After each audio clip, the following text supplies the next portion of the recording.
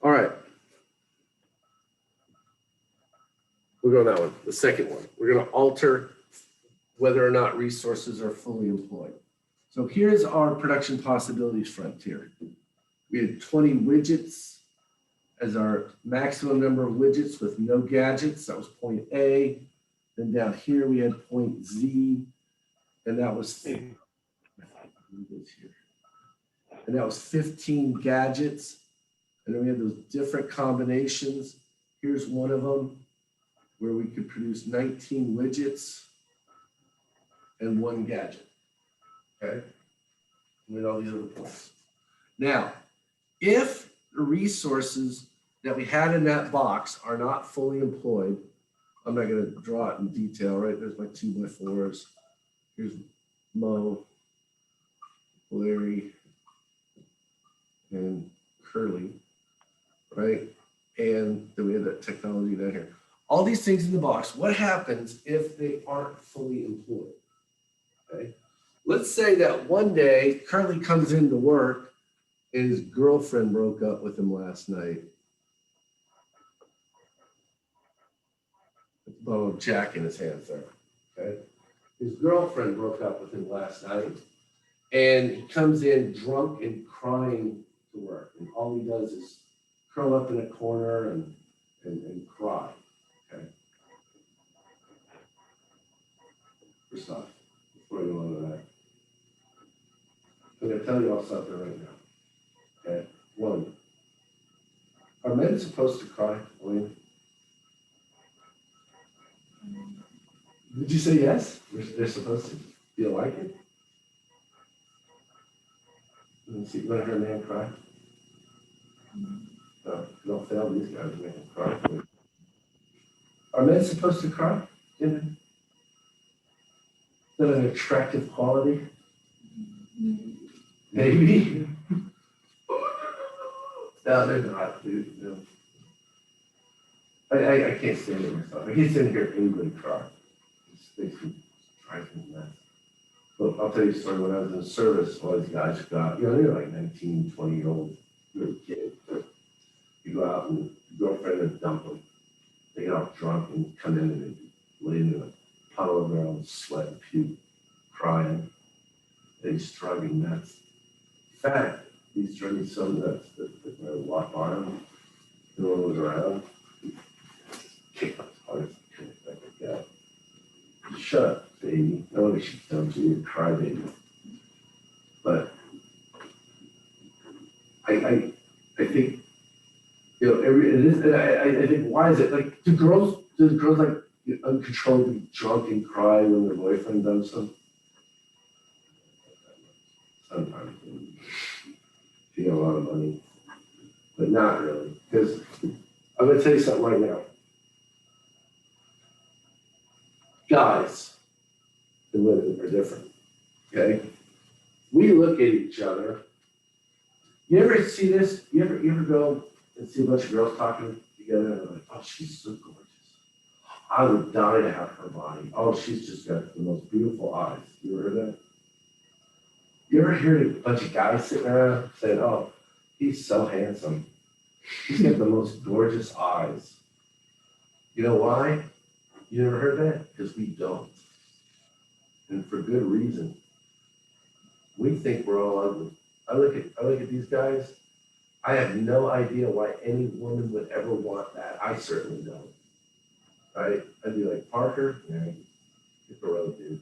Not even a possibility. You look like crap. Okay? We don't look at each other and say, oh, he's so attractive. Okay? Just another ugly dude to me. That's it. Okay? We don't. So guys, we think we have to understand everything. Okay? We have to understand how the car works. Most of us don't, but we think we do. Right? Oh yeah, it's a combustion engine, and you got the cylinder, and the fuel air mixture comes in, and the piston compresses that, and then the spark goes off, that explodes, pins the piston down, turns the drive shaft, right? crankshaft turns the drive shaft, and that goes through the transmission, which there's gears in there, right? Right, whatever. Just had my transmission fixed yesterday. I finally got my truck back. But anyway, we think we gotta understand everything. So we don't understand why women like us. Okay, I don't. No idea. I'm looking at you, I'm like, it's nothing I can do, man. If you get a woman, God bless you, right? And we think we have to understand it. And that's our big problem. A lot of guys, especially young guys, who have been around for a while, they think that if they get a girlfriend and they lose that girlfriend, that they might not get another one. But I'm going to tell you guys something right now.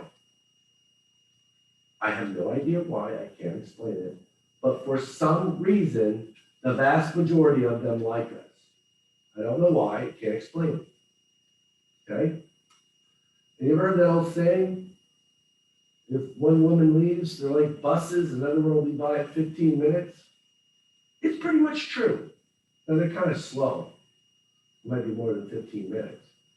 But believe it or not, there's some girl out there, if you had a girlfriend, there's none of these guys can get one. If you did have a girlfriend, there's some girl out there saying, if she drops the ball, I might just pick that up. Yeah, I don't know why, but there is. In fact, it might be one of her friends. One of her friends is sitting there going, she's so lucky to have him. If she screws this up, I might just take her spot. Okay? But it's true. There's all types of fish in the sea. And women are like buses. One leaves, another one will be by, close to 15 minutes. Now, women, you are much luckier than we are because men are much more efficient than buses. There's probably already a dude right there. Oh, hey, man, if you would break up that guy, I'd take his spot. Just let me know. I got the engine idling on the bus right around the corner, man. As soon as you're done with him, let me know, man. I'll pull right on up. Get you a good seat. Okay. And this is something I never thought I'd ever have to deal with again once I get out of the Navy. But like I have students come all the time. Oh, my girlfriend broke up with me, or oh, my boyfriend broke up with me, and I didn't come to class for 2 months. What the hell? Just move on, man. You're getting another one, get a better one, probably. Just because you caught one fish doesn't mean that's the best one. Usually it's like second or third fish that actually is the best. First one's kind of a dink, and then you get a bigger one later. Right? But the other thing I want to talk about too is your life. I know it's not part of not on the test. The other thing I get is I'll have people come in here all the time and then they're gone and I'll see them for a month, 2 months, or even for the rest of the semester, and I'll see them again and they're like, where the hell were you? You were a good student. You were doing great. And then all of a sudden you just disappeared. Oh, I had to take care of my mom or dad, or I had to take care of my aunt or cousin or something, or oh, my boyfriend, my girlfriend, whatever, this, that, or the other. I just want to tell you something right now. If you loved somebody, truly loved them, what would you want for them? The best, whatever they can get. But what kind of stuff? Good stuff, bad stuff? How about the best? You want the best for them, wouldn't you? You'd want them to have, if you love somebody, you would want them to have the best. The best life, the best education they could get, the best everything. And you would want them to be able to make their own choices and hopefully return that love to you. Isn't that what you want? No? Absolutely. Why would you let something get in the way of that if you truly loved somebody? You wouldn't, would you? And I hear this all the time. Oh, my dad hurt his back. Okay, I've hurt my back. All right. I don't have 24/7 attention. All right. It hurts, yeah, but you can go get up and go get yourself a glass of water. You can get up and go get yourself something to eat, even if you have to microwave it. Okay. But I hear this all the time. Oh, my aunt fell or this or whatever. Would you do that to somebody, Parker, that you care about? Say, oh, my problem. Let me throw your life off track for it. No, I feel like a hindrance. You're a bad person. You probably don't truly love that person, do you? So don't let any of that stuff get in the way. Something gets in your way in life, take it to the curb. Okay? Be realistic. Just because somebody asks you for something doesn't mean you have to do it. Okay? Now don't get me wrong. I'm not saying don't take care of your mom and dad. Okay? That's not what I'm saying. But don't let your life get destroyed taking care of someone who is using you. Whether it's a boyfriend, a girlfriend, okay? If they can't deal with you going to school, then you need another one. Get a better one, all right? And if you can't get a better one, then go through some movements, some self-improvement movements, okay? All right? I don't, my wife seems to be okay with it. I think it's because I bring a paycheck home every month. If I couldn't get a woman, I needed to get rid of this, I'd get rid of it. I haven't named it yet. I don't know who the father is. I'll take a joke. I got this, my kids play these jokes on me all the time. Where they can go on the computer and text you something. So they text me some crazy stuff. I get some text from some number I've never seen before in my life. Why are you texting my husband? What's going on? Why are you texting my husband? And I thought it was them. So I texted back, I'm pregnant. And the next text I get is it his? And I'm like, well, there was other people around, but yeah, it's about a 10% chance it's his. And then the woman's like, well, you can have it. And I'm like, oh my gosh, this is not my kid. It was a real text. I guess my number, I don't know how my number was in her husband's phone because we're not doing each other. Like, what the hell is it? So I'm like, oh, I'm so sorry.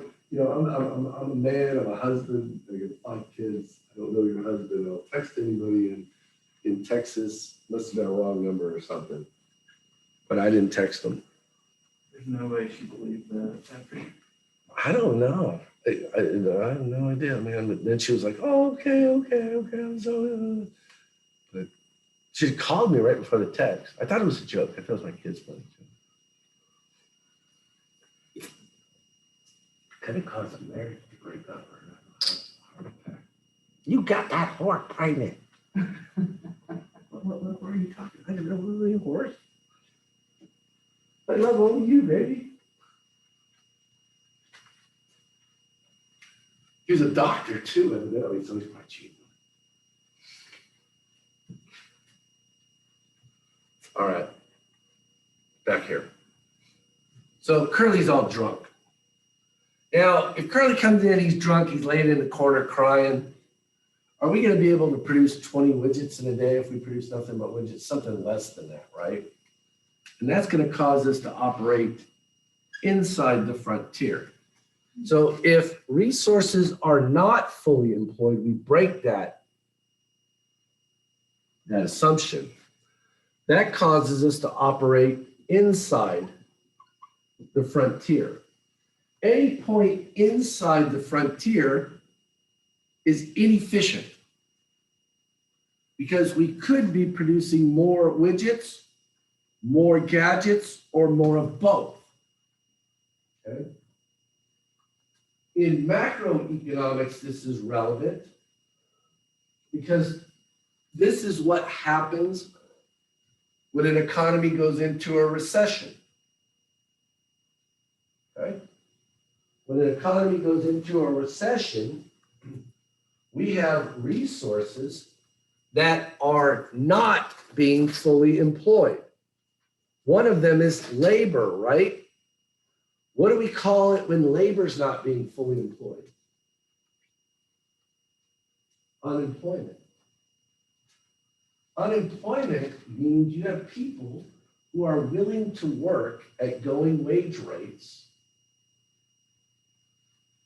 but they don't have a job. When we get into chapter 16, we'll find out there's different kinds of unemployment. Some of them are not so bad. Some of them are, we don't like it, but some of them are really bad. And that's what we call cyclical unemployment. That's when there are people who are willing and able to work at going wage rates, but there are no jobs available for them. Okay? And we don't like that. But that would cause us to operate inside the frontier.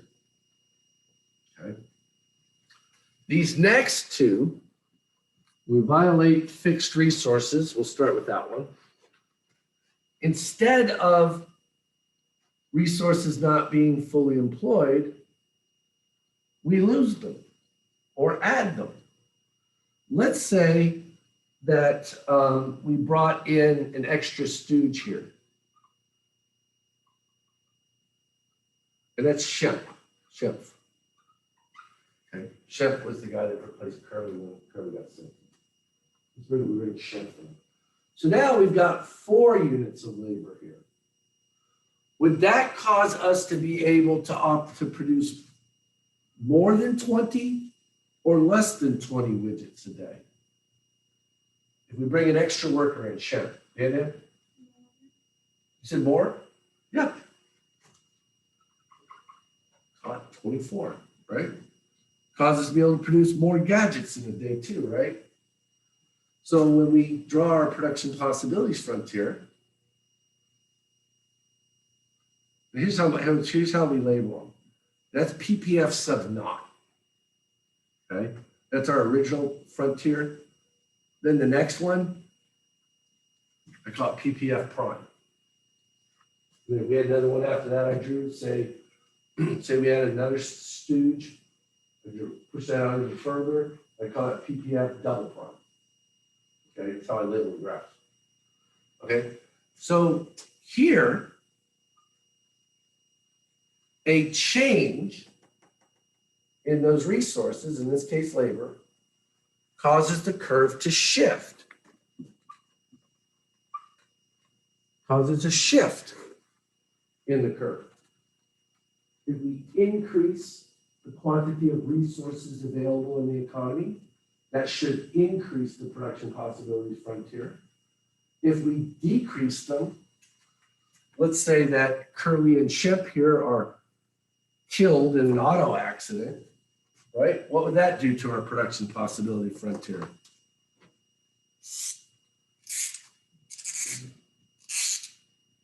Shift it back in, right?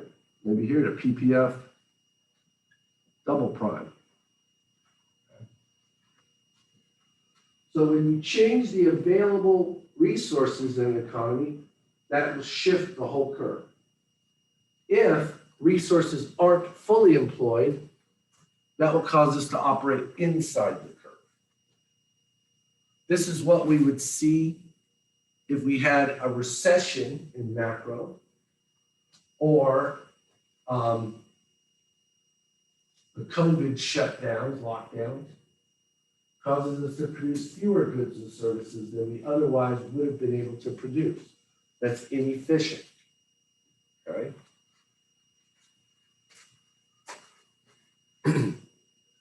A natural disaster, a plague, a war would cause the curve to contract back in, shift, because capital goods, human beings, right, labor, are destroyed during wars. Okay.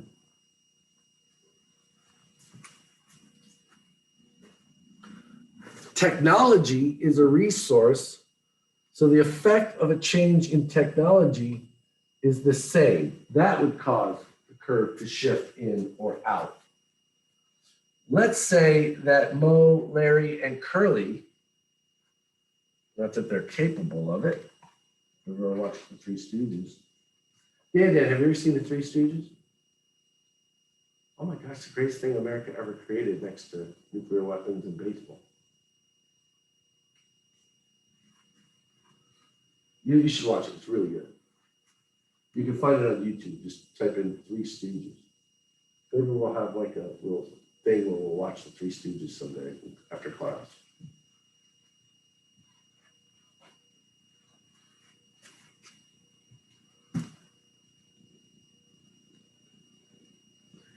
I forgot. Oh, this is, okay, technology. So here's the production possibilities frontier. Okay, we have 20, 15, that's widgets, that's gadgets. Now, I'm going to write this down. An improvement in technology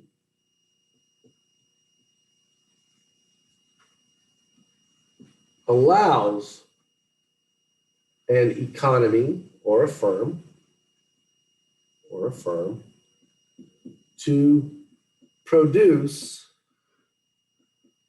the same amount of output with fewer inputs. Okay. So if we improve technology, we can produce the same amount of widgets, but with fewer inputs, maybe less labor, or fewer capital goods, or fewer 2x4s. Okay. If that happens, what would happen to the maximum number of widgets we could produce in a day? It would go up, right? Because we could produce these 20 widgets and still have stuff left over to make more with. So an improvement in technology would cause this production possibilities frontier to shift out from the origin. Now, there's something in history and even philosophy, something called the Whig theory of history. The Whig theory of history, and it's called the Whig theory because it comes from people who typically belong to the Whig Party in Britain. The Whig theory in history says that life is one onward and upward progression, that every day is better than the one before it, that every technology is better than the last technology, that politics are better today than they were yesterday. Cross myself a line like that. Okay. Everything is always better now than it was in the past, and will always be better in the future. Okay. So these Whig theory of history guys think that every technology we get is better than the last one. There's never a regression in technology, always an advancement. Now, is that true? Well, I think the answer is no. I'll give you some classic examples. In London, they dug up the old Roman city when it existed under Rome. And they found that, and this was a backwater of the empire, right? London was on the far outer reaches of the Roman Empire, not in the middle, heart of it. They found that the people in this ancient city of, I think they call it Brundisium or something, but it's London today. That these people in this ancient city of London under the Romans had running water and a sewer system.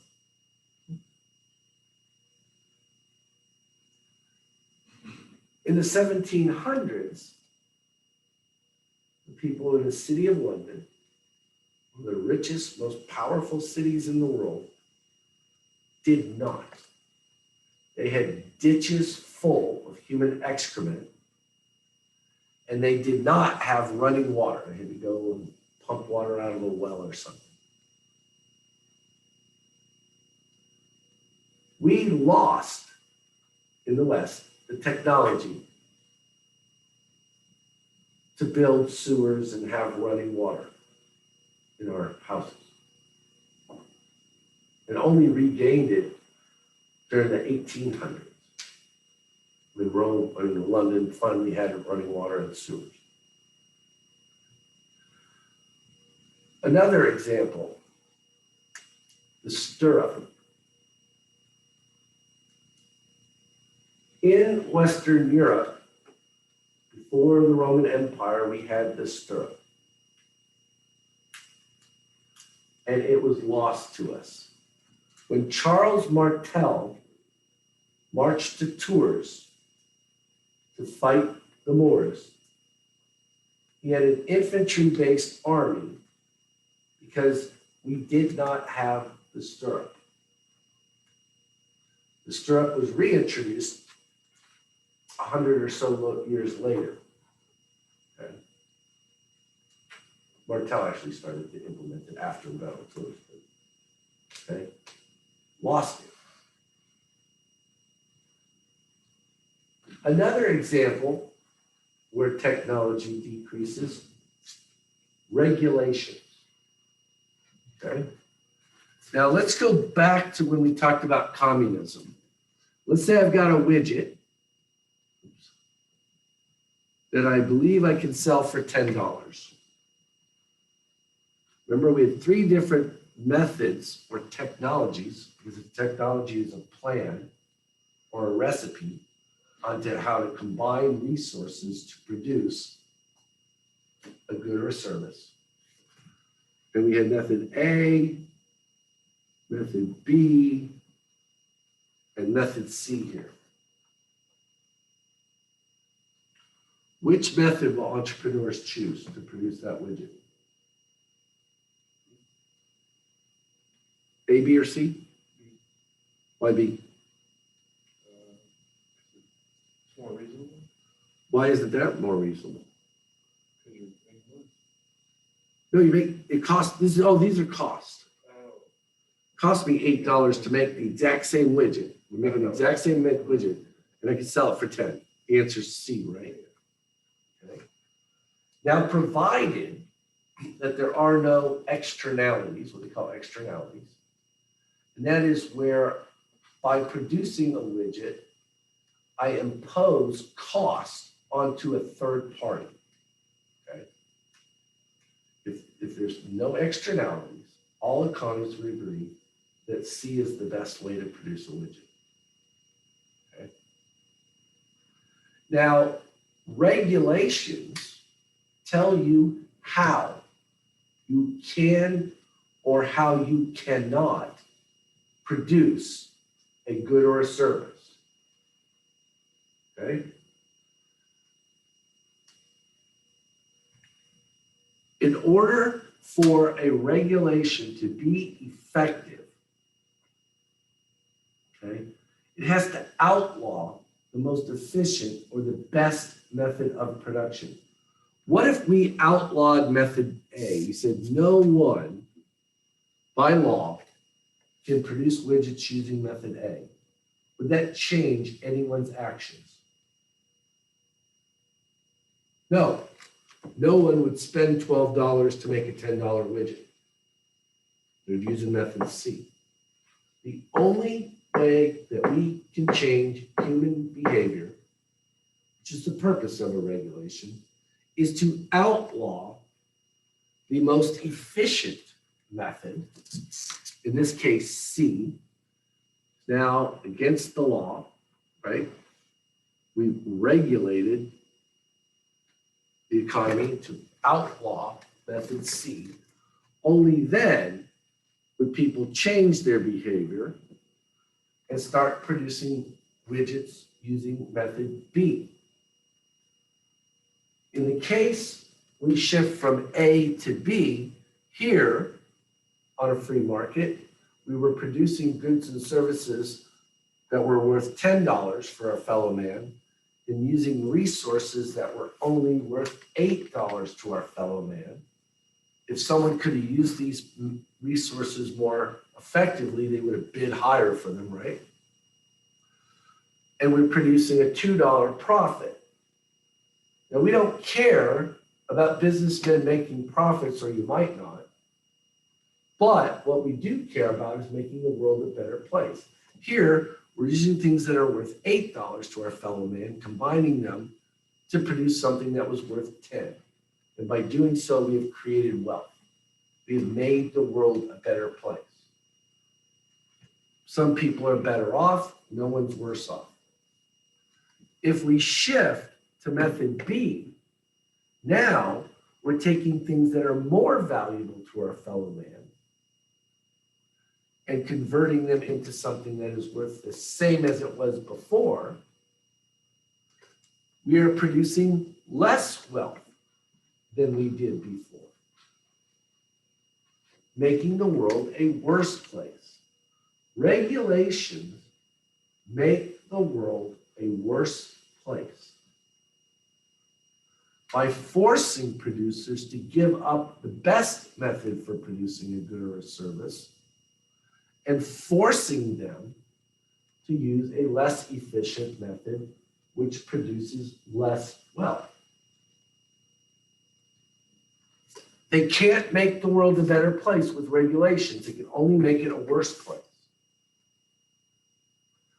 Now, when they do this, sometimes it benefits some people at the expense of others. But we cannot say that that makes the world a worse place. Here, let's say using method C to produce that widget, that's ununionized labor. Okay? We outlaw that and say anyone who wants to make widgets has to use unionized labor. Okay? That makes the world a worse place. Now, the union members are better off, right? They don't have jobs. But the entrepreneur is worse off. He's making fewer profits. And what about the non-unionized laborers? They can no longer have a job in that industry, can they? They're made worse off. We don't have measures of happiness or utility. We can't say, oh, well, the unionized workers got 20 happy faces, and the non-unionized workers only lost 10 happy faces. The entrepreneur only lost 3 happy faces. That's negative 13 happy faces, but 20 positive happy faces. So the world is better off by 7 happy faces. You can't engage in what we call interpersonal comparisons of utility. Okay? Let's say that Dan, let's say you stole Parker's, what is that, a hoodie? What is it? Yeah. Okay, hoodie, right? You'd be better off, right? Because you have that nice fancy hoodie, right? But Parker would be worse off. Could we say Dan benefited more from the hoodie than Parker did? No. You're clearly better off because you didn't have a hoodie, now you have one, right? But he's clearly worse off. He had a hoodie, now he doesn't. But we can't make that comparison. Okay? When you, and this is what laws to some degree are based on. Okay? Right? That's theft, right? Here's an example that will make it even better to you. What about something like rape or murder? Okay? Let's say person A raped person B. Person A is clearly better off, aren't they? And person B is clearly worse off. would anyone think it was right for a criminal to go into court and say, well, yeah, I made person B worse off, but I got 5,000 smiley faces from the rape, and person B only lost 4,000 happy faces from the rape, so I made the world a better place.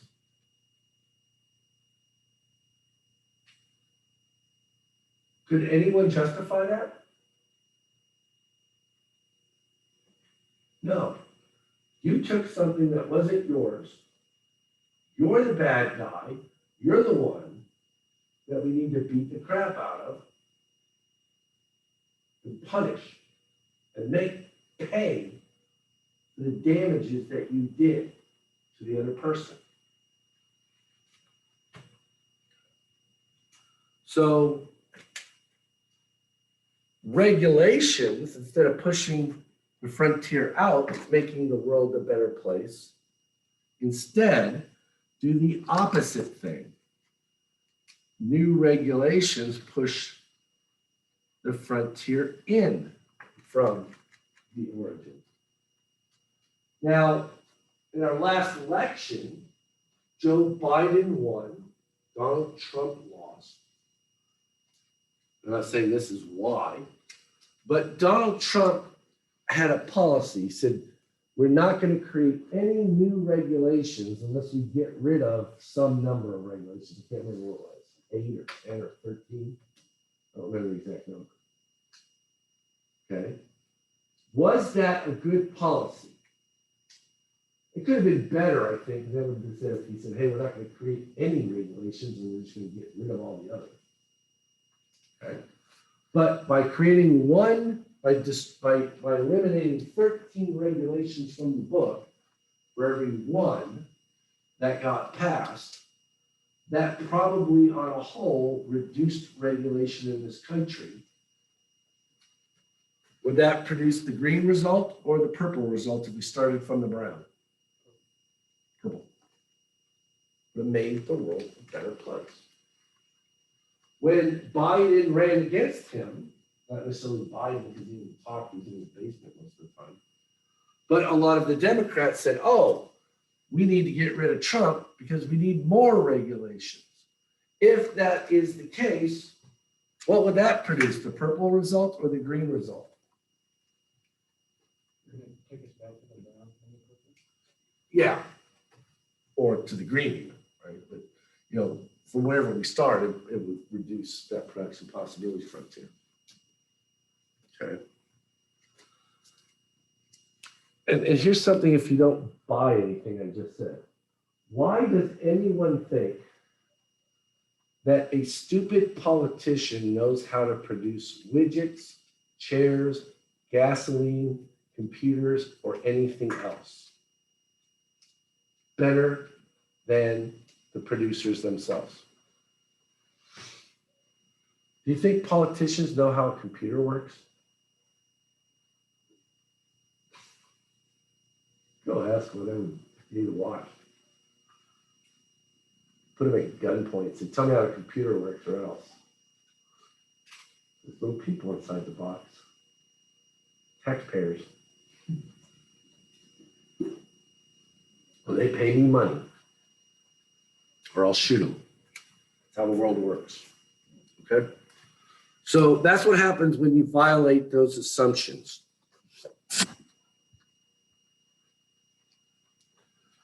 Okay. The conclusion here is that it is scarcity, a fundamental fact of reality that cannot be changed no matter what a politician, an economist, a sociologist, a political scientist, a English major says. Okay?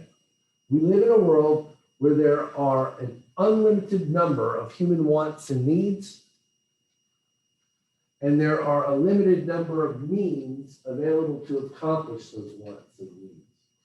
That forces us to rank those wants in accordance with their importance to us and allocate those scarce resources only to satisfying our most urgent or important wants or needs, leaving all of the others unsatisfied. Okay?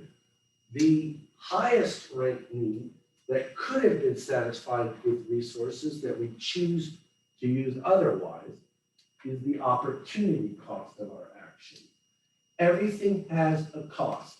Nothing is free. To produce more widgets, we've got to produce fewer gadgets. To produce more skateboards, we've got to produce fewer desks. If we want more healthcare, we've got to produce less of something else. Nothing comes at a cost. Healthcare is never free. Those tax checks that Biden is supposed to give us, that Trump gave us some too, so I'm not being political about this, okay? To get that money, something else is not going to get done. To build a school means something else isn't going to get built, like a church or a business place or a factory. Everything comes at a cost. Nothing is free. All the points on the curve are what we call efficient, because that middle assumption is made. Resources are being fully utilized or employed. Anything outside the frontier, say point, I'm running out of pens with ink. Say point X out here, anything out there is unattainable.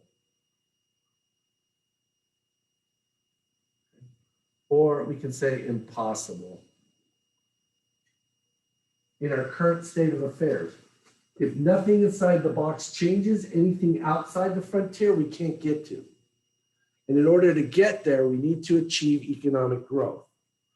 When we use the production possibilities frontier to model the economy, if we shift it out to the right, away from the origin, we call that, when it happens economy as an economy, economic growth. So if we go from the brown to the purple, that's economic growth. If, on the other hand, we move from the brown to the green, and this is really funny, there's no like real industry standard that people talk about like this, but we could call that economic decline. So we shift in towards the origin. That fraction possibility frontier, we call that economic decline. The COVID lockdowns led to an economic decline. The what was it, that cold, the cold in Texas led to an economic decline. Increases in regulations lead to an economic decline. Wars lead to an economic decline.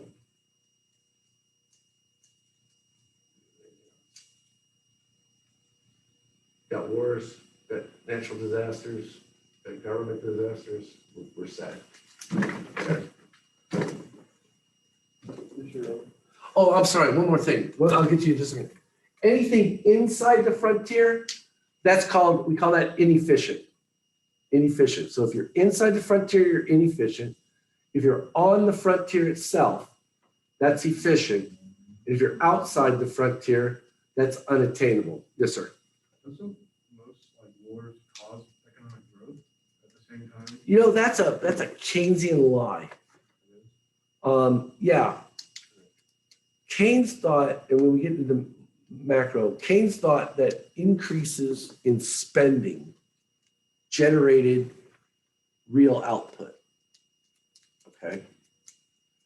Now, if you look at, say, World War II, that's the classic example, because massive increases in government spending during a recession.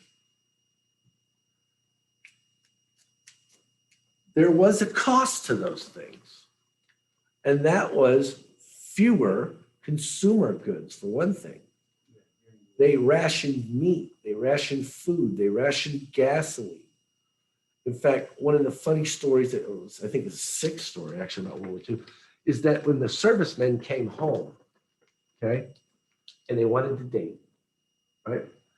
Ladies, let's say some young man is interested in you and he'd like you to go out on a date and he wants to bring you something. What should he bring you when he takes you out on your first date, or what should he bring you as a little present?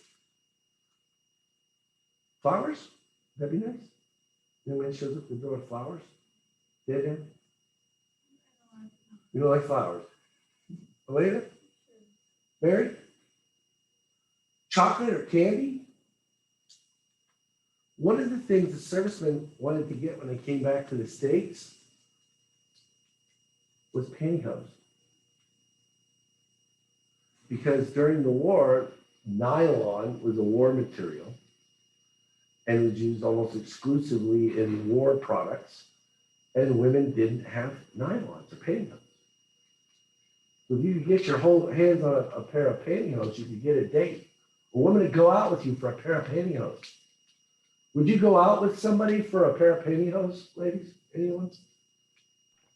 Women would go out with guys just for the pantyhose. You didn't get them. Does it sound like economic growth? Not necessarily. No. And then pantyhose, eggs, meat. Those are things that people like that make them better off, right? Do bombs, planes, tanks, guns, death, destruction, and mayhem make people better off? No. What is war spending meant to do? Make more nylons? Beef? Meant to kill people and to destroy capital goods and infrastructure.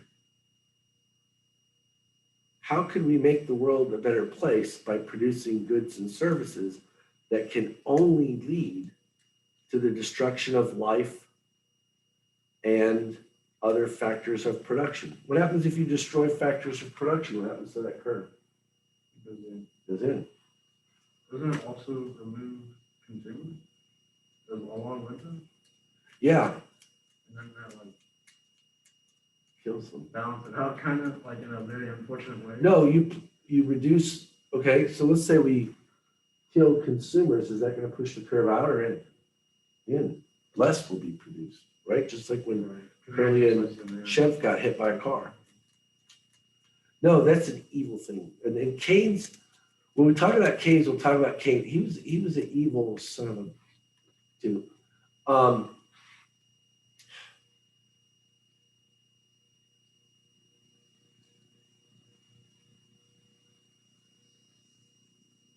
Keynes, remember when we talked about praxeology and positivism?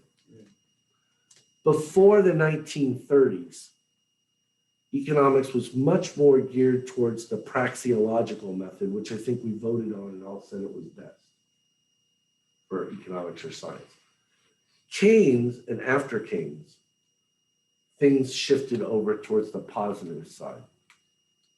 Now, today, most economists are, if they even know what they are positivists. They use equations mainly, right, which fit into that analytic a priori box. Arbitrary, non-operational definitions, terms, and equations, tautologies. They use those in the form of an equation where they define their terms, manipulate it through calculus to produce a testable hypothesis. They then go out and collect data, and typically economists will use what we call regression analysis, which if you're a business major, you'll learn about in Business Stat 2, to test that result, because we can't use laboratory experiments as social scientists. Once I put a human being in a laboratory, I've already changed one variable because we recognize it unlike a rock. Okay. And they did this, I'm going ahead, but no, I didn't tell you about this. They did this because they wanted to change reality. They wanted to have a world where government spending, taxes, welfare state spending could somehow make the world a better place, where you could somehow rob Peter to pay Paul and make the world a better place. Taxation is nothing more than theft with a different name. Okay, if I force you to give me your money, I am a thief. Plain and simple. Yet somehow, when I am no longer James Yohe, but I am President or King James, and I do this same damn thing, we give it a different name. We call it taxation.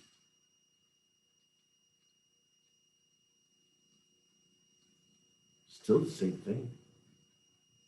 Okay. What about printing money up? If you and I got together and got a good copier and went in the basement and printed up a bunch of dollar bills, actually we're going to produce hundreds in class. Produce a bunch of Benjamins, right? What would the rest of you call us?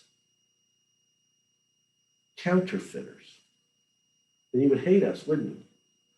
Because we'd have this money that we could use to go out and buy real goods and services that we didn't produce anything to get.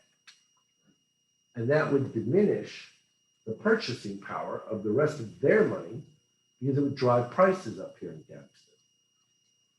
Resources would be shifted from the people that actually produce things in Gadsden to us in the form of higher prices for them, more stuff for us, less for them. Yet somehow, if we change our names to Benjamin Powell and Janet Yellen and call ourselves the Federal Reserve Bank, and some guy who got 50% of the vote plus one or more in an election where not everyone voted anyway, suddenly says it's okay for us to do it, we call it quantitative easing or monetary policy, scientific monetary policy. Can you make the world a better place by printing up little paper tickets with pictures of dead people on them and numbers on them? Can you make the world a better place by sticking a gun in one person's ribs, taking their money and giving it to another person?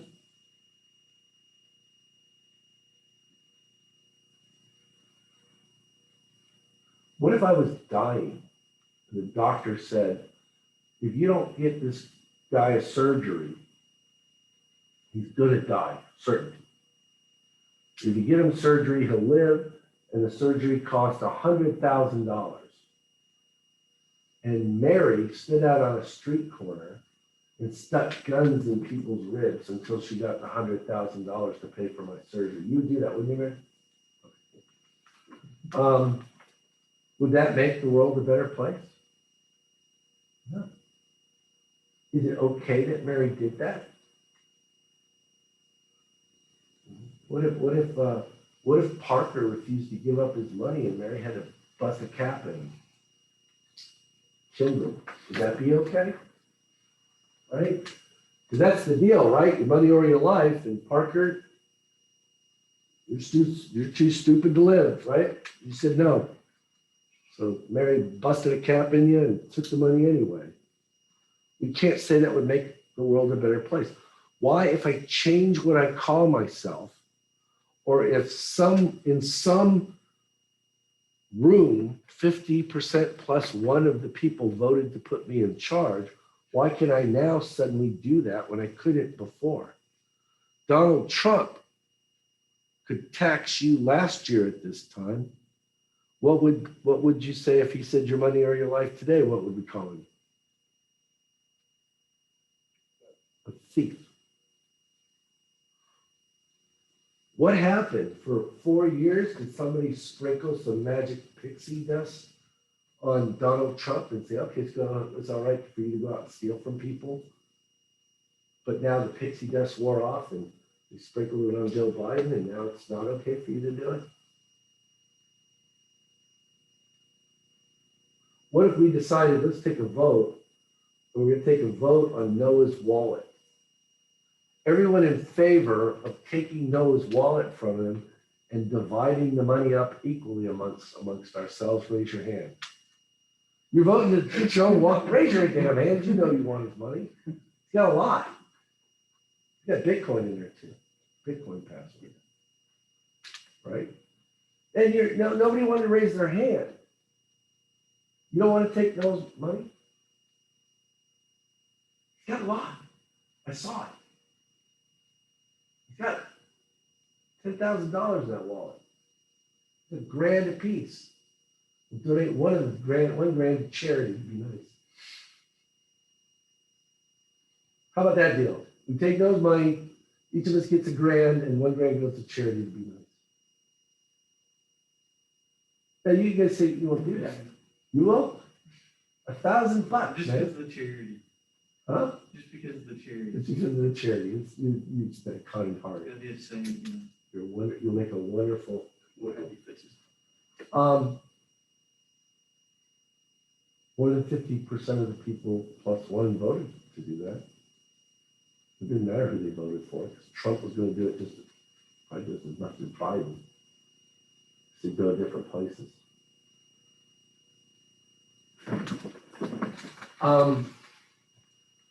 Now we talked about this when you move between two efficient points. That's 2 points on the curve itself. Only efficient points on the curve. So if we move from A to B here, right? That means that more of one good is produced. In this case, gadgets. Going from A to B, we had no gadgets. Now we have one. But by moving from one point to the other, we get more of one good, but we get less of the other good. Widgets. The amount less of that other good, that's the opportunity cost of these extra widgets. Okay. Now here, we have war, like you were asking about. Okay. Now,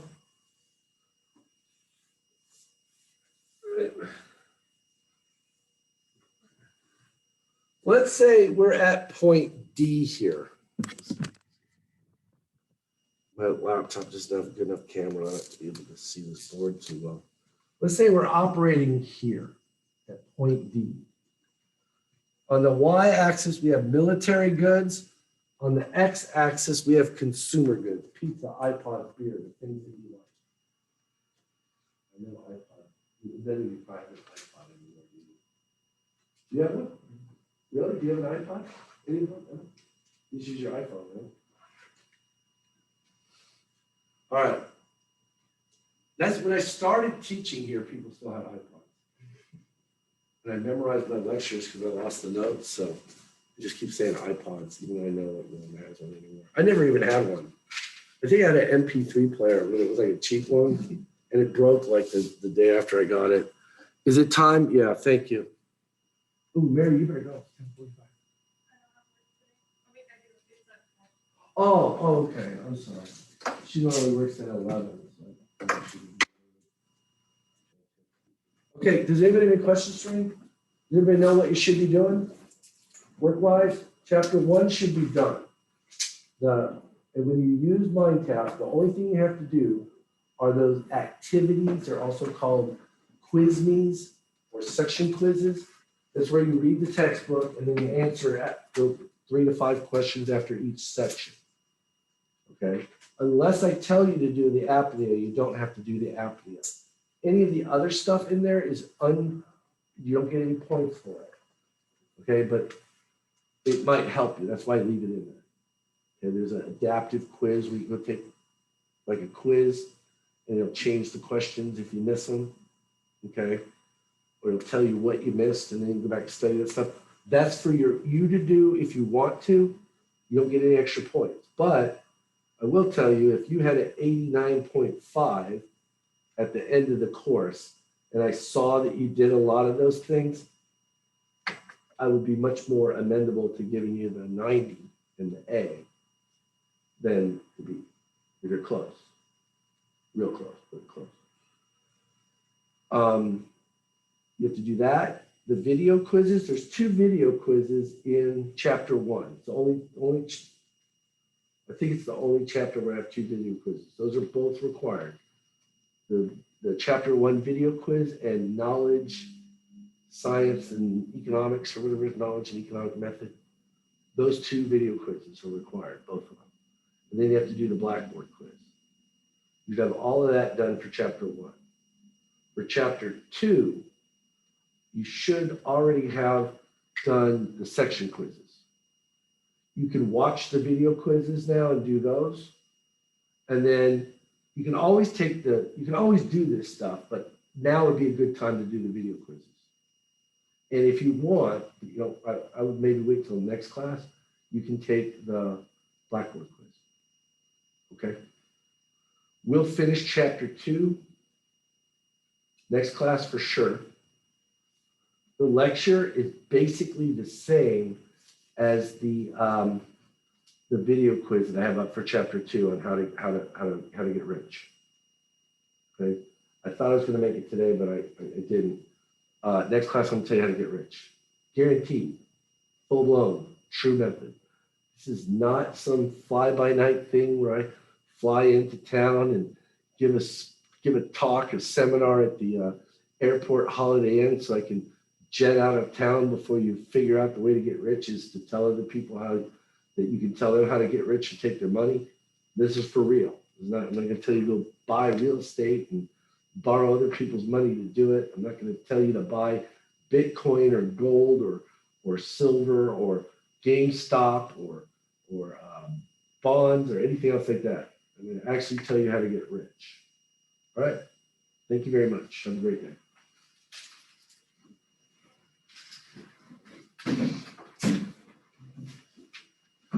Oh, and don't forget on Monday nights, if you're interested, from 5:30 to 7:30, I sit in the lab downstairs every Monday. And you're welcome to come in. You don't have to be there at 5:30. You don't have to stay till 10:30, but you can come in there and work on your work. If you need help, I sit up at the front desk. Just raise your hand and I'll come help you. Otherwise, I'll leave you alone and let you work in peace and quiet. But you come in there to get your work done and to get help if you want.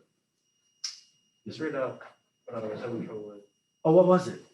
I was working on like the later quizzes and I saw that I hadn't finished like the beginning like graph part that was like one of the first 2. Oh, yeah, And I went back to do that and I was like, that was so aggravating.